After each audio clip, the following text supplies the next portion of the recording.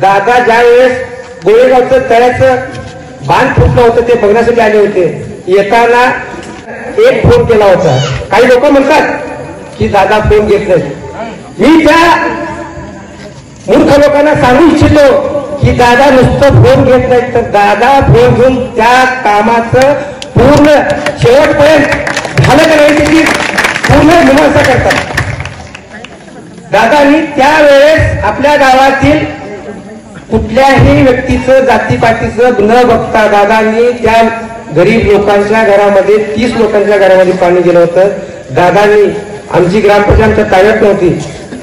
ग्रामपंचायतवाले आम्हाला 8 नक्कल द्यायला टाळाटाळ करत होते.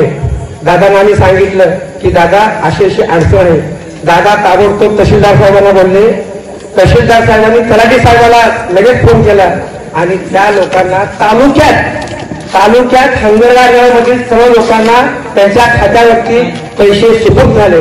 पण दादा दुर्दैव आहे की एवढं आम्ही गावभरती काम करताना तुम्ही देखील तेवढं सगळं पाठपुरावा करताना काही लोकांना खात्यावरती पैसे आल्यानंतर देखील काही लोक कोणत्या क्रमात आहेत मला आज देखील माहिती कबूल आहे.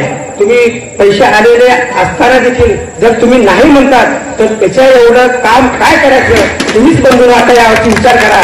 जर तुमच्या खात्यावरती पैसे आल्यानंतर तुम्ही नाही म्हणतात तर याच्या एवढं दुर्दैव, मग याच्यानंतर काम करायचं कसं. मी जास्त काही बोलणार. ज्या तालुक्यात खऱ्या अर्थानं विकास नाही त्या तालुक्यामध्ये विकासाचे प्रकाश देण्याचं काम जर कोणी केलं असेल ते सन्माननीय रामादादांनी केलेलं आहे. मित्रांनो, कुठल्या समाजाचं, कुठल्या जातीचं, कुठल्या पक्षाचं राजकारण बाजूला ठेवून दादांनी प्रत्येक समाजासाठी, प्रत्येक माणसासाठी जीवाचं रान करून प्रत्येकाशी आपला कार्यकर्ता नाही तर तो आपला एक कुटुंब प्रमुख आहे असं जवळीक मानून या ठिकाणी काम करत आहेत. दादा तुळजापूर तालुक्यापुरतं मर्यादित नसून हे धाराशिव जिल्ह्याचं समस्त नेतृत्व आहे. यासाठी दादांना मी धाराशिव जिल्ह्याचा देव माणूस या ठिकाणी असं म्हणलं जातं. दादा तुमची 2 मिनिट वेळ घेऊ इच्छितो. माझं बोलण्याचं जरा कर्तव्य आहे. आमच्या परिसरातील तरुण युवकांसाठी तुम्ही एक धडाडीचं काम करत आहात. मित्रांनो, मी सांगू इच्छितो माझ्याच गावातील 50-100 युवक पुणे मुंबई ठिकाणी काम करू इच्छितात. परंतु आपल्याच पंचकृषीतील असे लाखो युवक ज्यावेळेस पुणे मुंबई या ठिकाणी रोजगारासाठी जातात.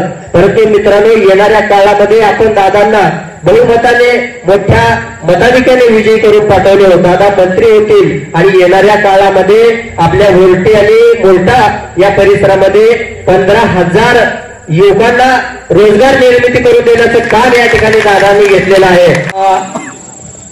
2024ची सार्वत्रिक विधानसभा निवडणूक या ठिकाणी आलेली आहे.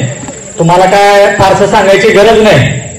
पण सध्याच्या काळात एक नेरेटिव्ह सेट करण्यात आलेला आहे जे की मागील लोकसभेला पण सेट करण्यात आलं होतं दादा, की संविधान बदलणार, हिंदू मुस्लिम करणार आणि त्याचबरोबर भाजपचे नेते आले की मुस्लिम समाजातील लोकांची कामं होणार नाही. आता मी स्वतः एक मुस्लिम आहे, काय फार लांबचा नाही, 5 किलोमीटर दूरवर जळकोट म्हणून गाव आहे. आमच्या गावात मागील 35 वर्षापासून मागणी होती. आमच्या गावचे ग्रामदेव आहे पण हजरत ख्वाजा सैयद मुबारक हुसेनी रहमतुल्लाह अलैह दर्गा आहे, बामणी दर्गा म्हणून. मागील 35 वर्षापासून आम्ही वारंवार आमचे चपलं झिजून गेले, पण त्या दर्ग्याला काय सभागृहाचा निधी भेटला नाही. ते सभागृह कशासाठी होतं का आमच्या स्वतःसाठी काय आराम सुख सुविधा घेण्यासाठी नव्हतं. त्या दर्ग्यामध्ये विविध ठिकाणाहून येणारे लोक जे भक्त असतात त्यांना एक निवाराची गरज होती. उन्हाळ्यात पावसाळ्यात त्यांची व्यवस्था व्हावी म्हणून त्याच्यासाठी आम्ही वारंवार मागणी केली, पण ते काम झालं नाही. पण ते काम आदरणीय राणादादा यांच्या माध्यमातून आता सध्या 10 लाखाचा निधी उपलब्ध असून काम चालू आहे. तर सांगायचं तात्पर्य माझं एवढंच आहे की या गावातील मुस्लिम समाजाला माझी एक कळकळीची विनंती आहे, कोणत्याही प्रकारच्या नेरेटिव्हला बळी पडू नका. आज तुम्ही 24 तास केव्हाही तुम्ही दादाला कोणत्याही कामासाठी हाक मारा, दादा तुमच्यासाठी अवेलेबल असतील.